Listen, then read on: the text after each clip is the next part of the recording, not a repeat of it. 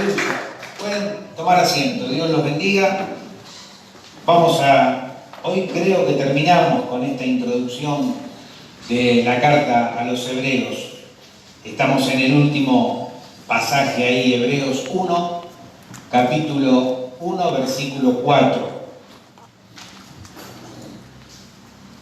La verdad que muchos no pensábamos, ¿no?, todo lo que contenía esos 4 versículos. Hace prácticamente 3 meses que venimos analizando y viendo toda la doctrina que encerraba, o que encierra, ¿no? El último, vamos a ir a Hebreos 1.4, el último. Después veamos cómo el Señor nos va a guiar en lo sucesivo. El título del mensaje es El nombre sobre todo nombre. Dice así en Hebreos 1.4, Hebreos capítulo 1, versículo 4.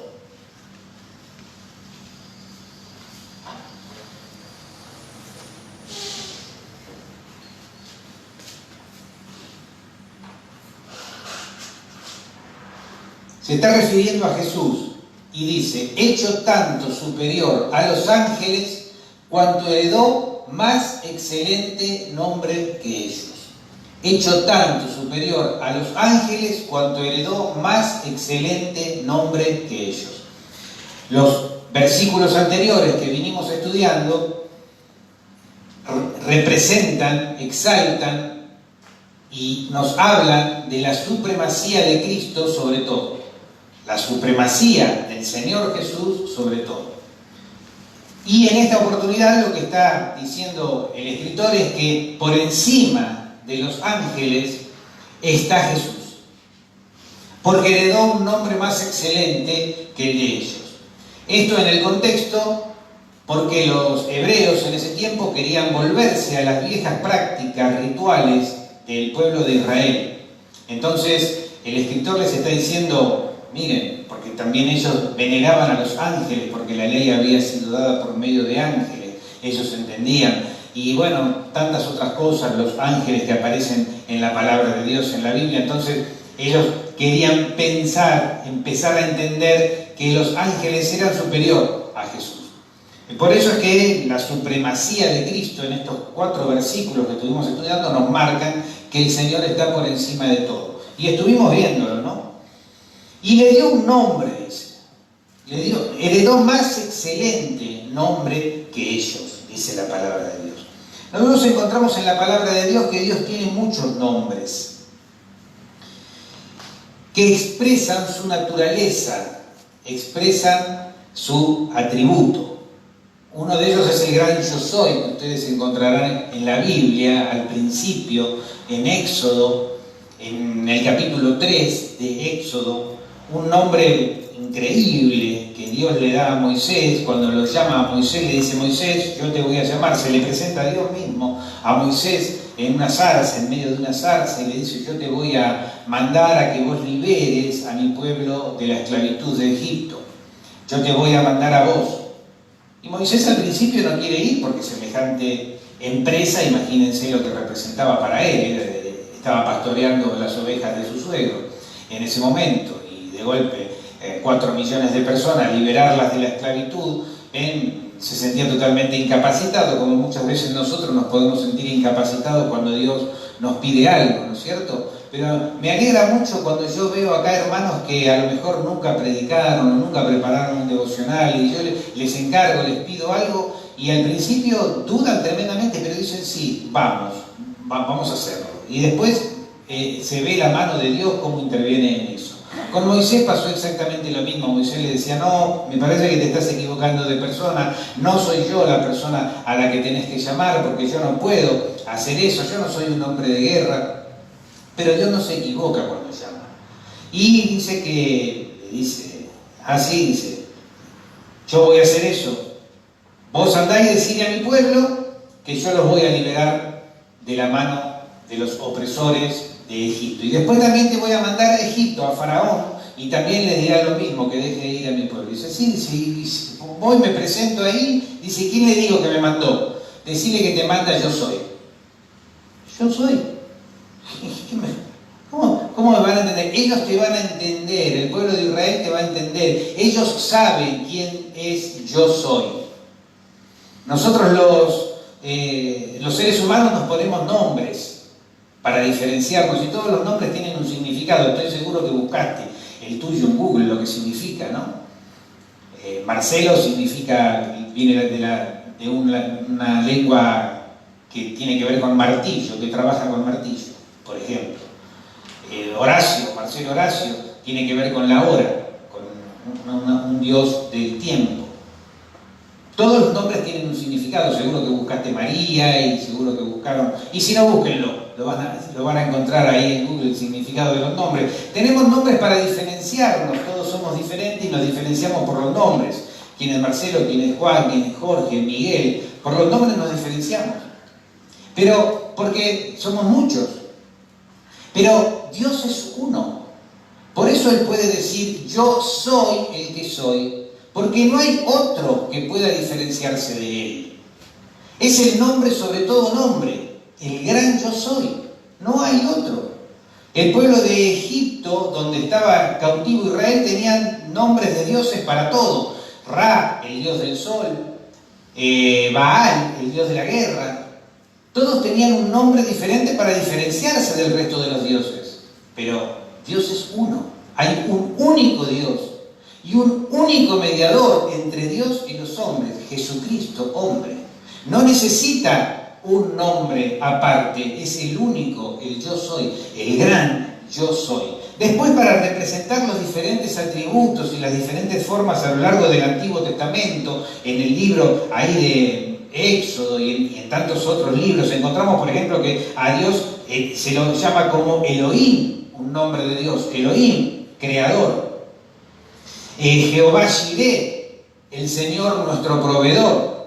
Ustedes ven ahí en la Biblia, tiene una llamadita y abajo explica el nombre, en la Reina Valera está.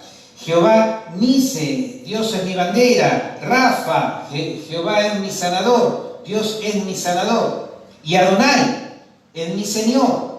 Y Adonai representa mucho más que mi Señor, representa un Dios que está, que estuvo y que estará. Un Dios que existe, representa la existencia de Dios, que está en todo tiempo, que no fue creado, que es Dios del universo y que todo se sostiene por medio de Él. Un Dios omnisciente, que siente todo. Un Dios omnipotente, que todo lo puede. Un Dios omnipresente, que está presente en todos lados al mismo tiempo, en todo momento. Todo eso representa el nombre Adonai, mi Señor. Ahora, yo soy.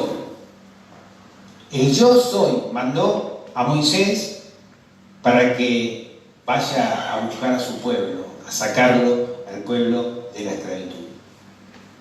Ahora nosotros estamos leyendo acá, en hebreo, que Jesús heredó un más excelente nombre que los ángeles, porque está por encima de todo. Y nos remitimos al nacimiento del Señor Jesús. Y vamos a Mateo, capítulo 1, del 20 al 23. Anótatelo si querés, Mateo 1, del 20 al 23. Cuando nace el Señor Jesús,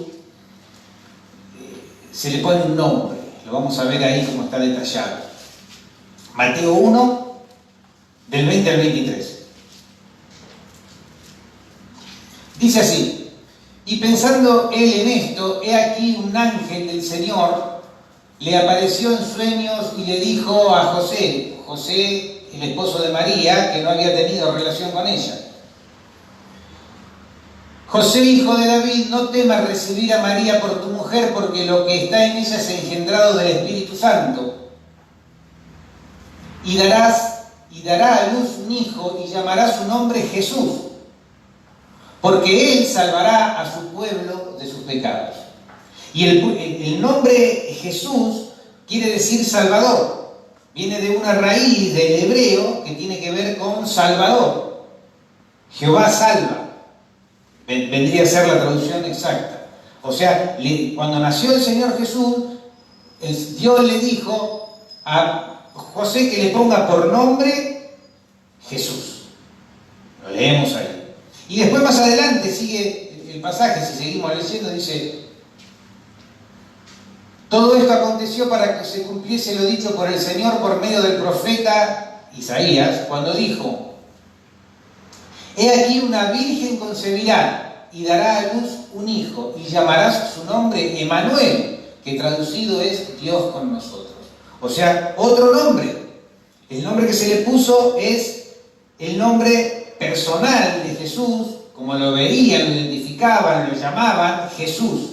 Pero después tiene un nombre profético, el nombre profetizado por el profeta Isaías, que es Emmanuel, Dios con nosotros. O sea, lo que representaba que Dios se hizo hombre, el único Dios verdadero, el gran yo soy, el único Dios, no hay otro, el creador de todo, el que existió siempre, el que todo lo puede, el que es, el que existe, se hizo hombre, Emmanuel, Dios con nosotros. El nombre profético del Señor Jesús. Dios con nosotros, bajó a la condición de hombre, se humilló a esta condición que tenemos nosotros para hacerse hombre, para compartir, para estar con nosotros, para interactuar con nosotros, los hombres, la humanidad.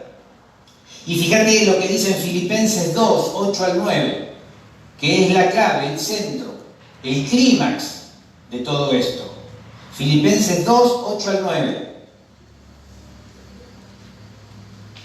Y estando en la condición de hombre, Emmanuel, Dios se hizo hombre, estando en la condición de hombre, se humilló a sí mismo, haciéndose obediente hasta la muerte, y muerte de cruz. Por lo cual, Dios también le exaltó hasta lo sumo. Hablábamos el jueves y el domingo anterior, hasta lo sumo. Por encima no hay nada, porque es el único Dios. Dios le exaltó hasta el sumo.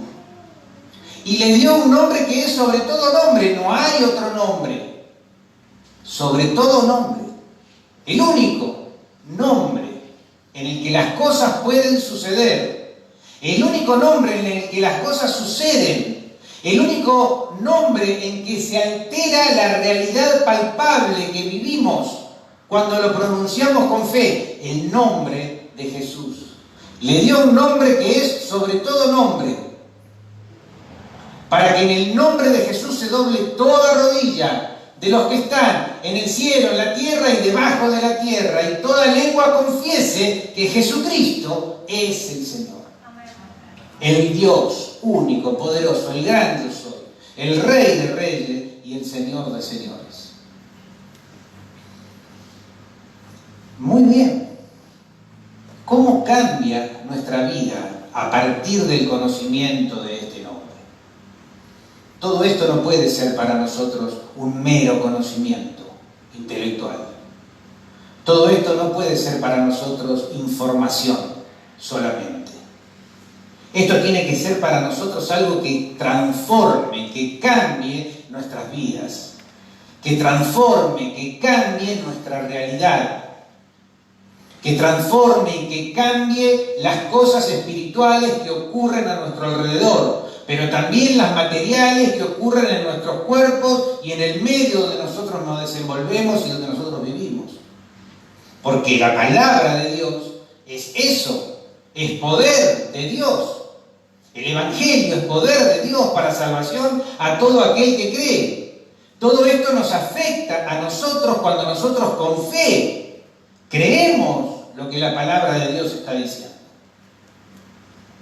¿Cómo cambia entonces nuestra vida a partir de ese nombre que Dios nos dio a nosotros?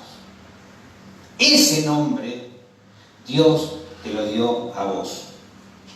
Muchos de ustedes hablan de lo que es un poder, ¿no es cierto? Un poder legal. Vos tenés el poder de tus padres, ¿no? Para ir a cobrar la jubilación y todo eso. Ante un escribano, un abogado, se hace un poder. Entonces él va y cobra y puede hacer un montón de cosas porque tiene ese poder. Él se presenta al banco y dice: ¿en nombre de quién venís? Y acá tengo un poder legal que está diciendo que vengo en poder de mis padres que me autorizaron a esto.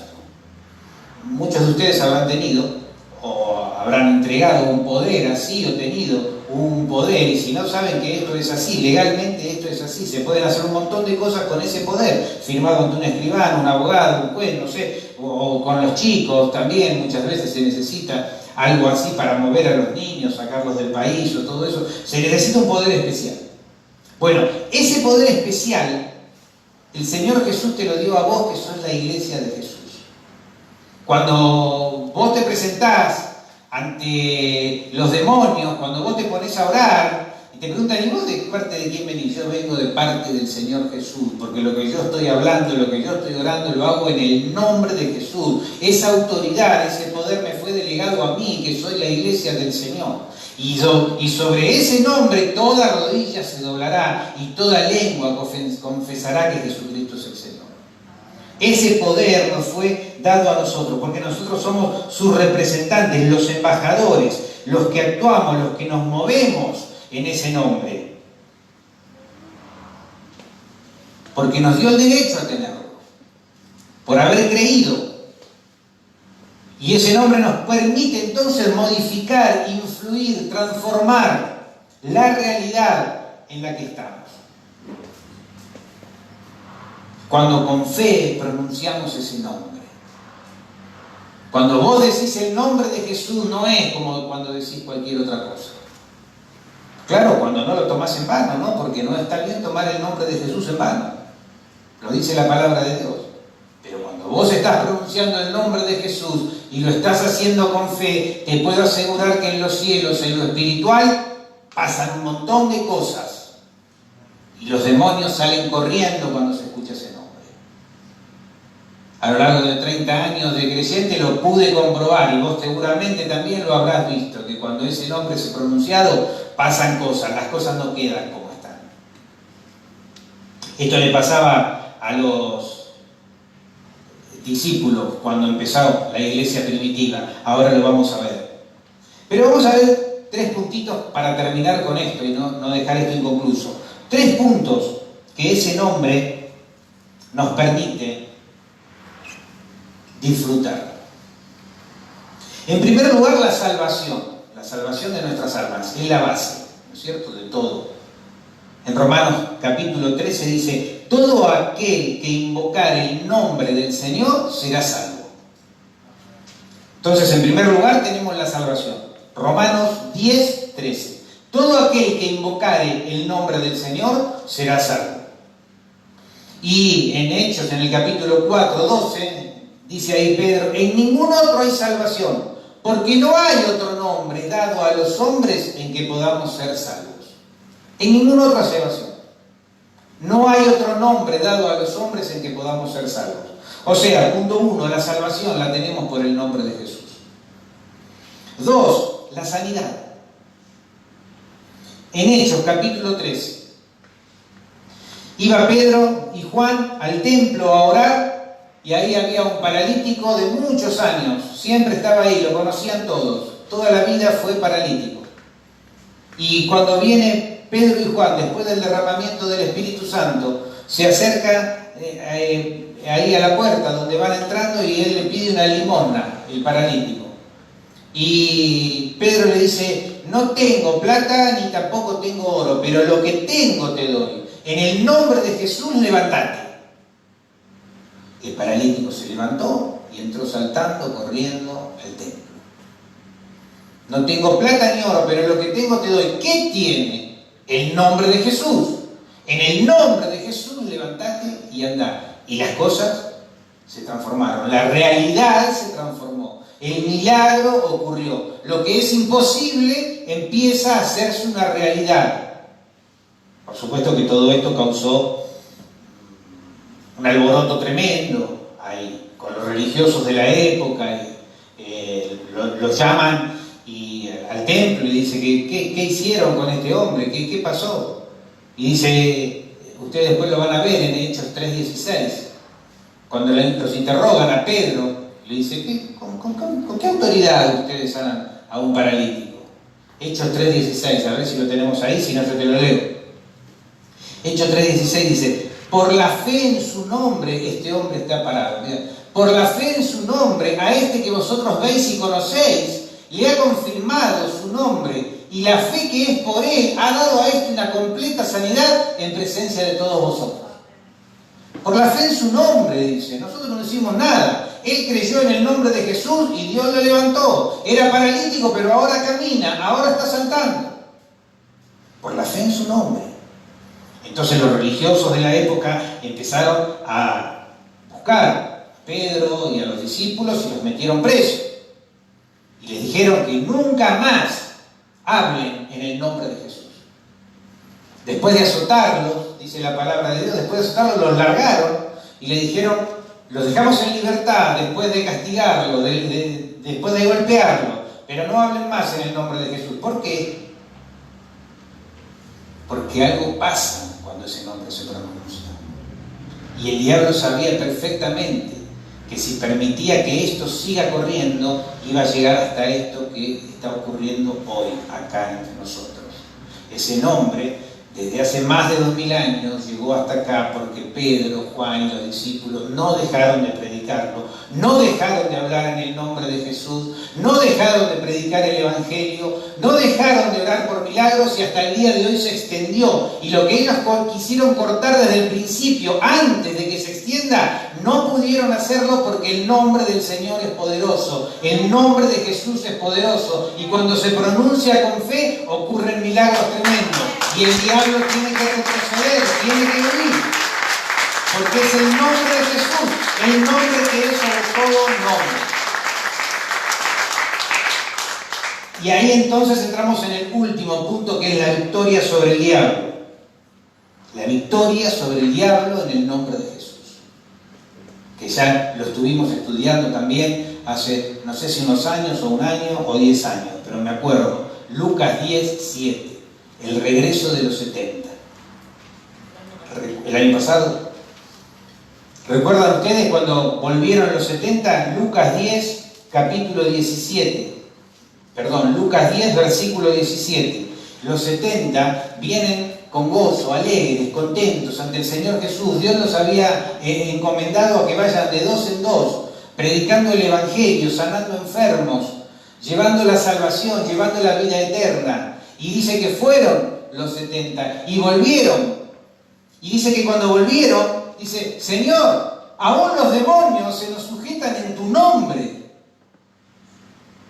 Y me quiero detener en esta palabra aún. Es muy importante. Porque ellos iban con la directiva que el Señor Jesús les había dado. Vayan, prediquen el Evangelio, entren por las casas, si hay algún enfermo, sánenlo. Y ellos empezaron a hacer todo eso. Pero después vieron que también los demonios, que no esperaban ellos, y los demonios también se sujetaban en el nombre de Jesús. Por eso dice, aún los demonios se nos sujetan en tu nombre. Este poder que está en tu nombre es terrible, es impresionante. Venían con gozo, contentos, porque había un poder que les había sido delegado por el Señor Jesús para echar fuera demonios. El nombre de Jesús, por la fe en su nombre. O sea que los demonios se sujetan en el nombre de Jesús. Y en Marcos 16, 17 y 18, tengo más pero lo tengo que terminar acá. Marcos 16, 17 y 18. Un versículo que lo vimos el jueves y lo vimos también el domingo anterior. Mira lo que dice. Estas señales seguirán a los que creen. En mi nombre echarán fuera demonios. Hablarán nuevas lenguas. Tomarán en las manos serpientes. Por suerte ahora no tenemos serpiente entre nosotros, pero está hablando de demonios también, y de principados y de potestades. Y si bebieren cosa mortífera, no les hará daño. Sobre los enfermos pondrán sus manos y sanarán. Esta es la promesa que nosotros como iglesia del Señor tenemos hoy.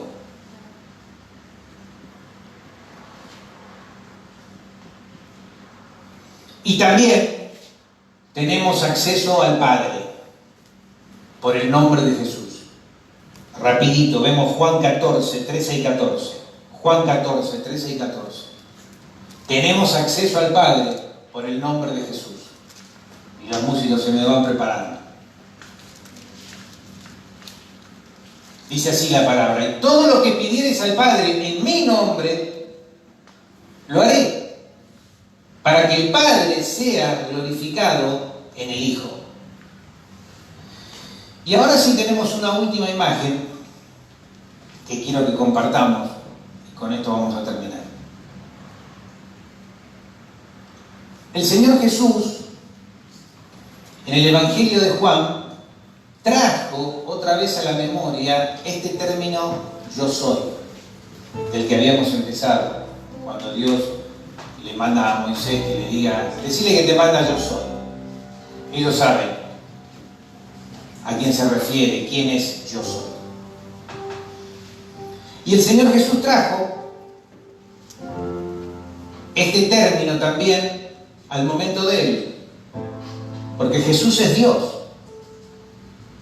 y el Espíritu Santo es Dios, y el Padre es Dios.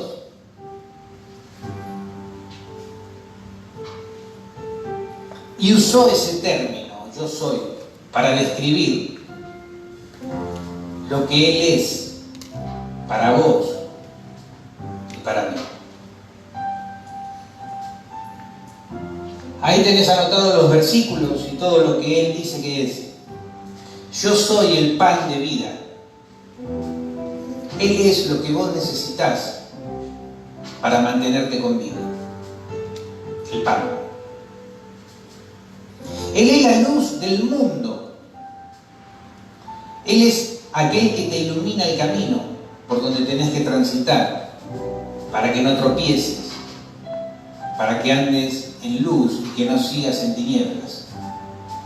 Él es la puerta, el lugar por donde se entra para obtener la salvación. Y Él es el buen pastor, que te guía, que te protege, que te alimenta, que te hace descansar, que te sostiene. Él es la resurrección y la vida. El que crea en mí, aunque esté muerto, vivirá. Le dijo a Marta y a María cuando Lázaro estaba muerto. La resurrección y la vida. Él es el camino. Él es la verdad. Y Él es la vida verdadera.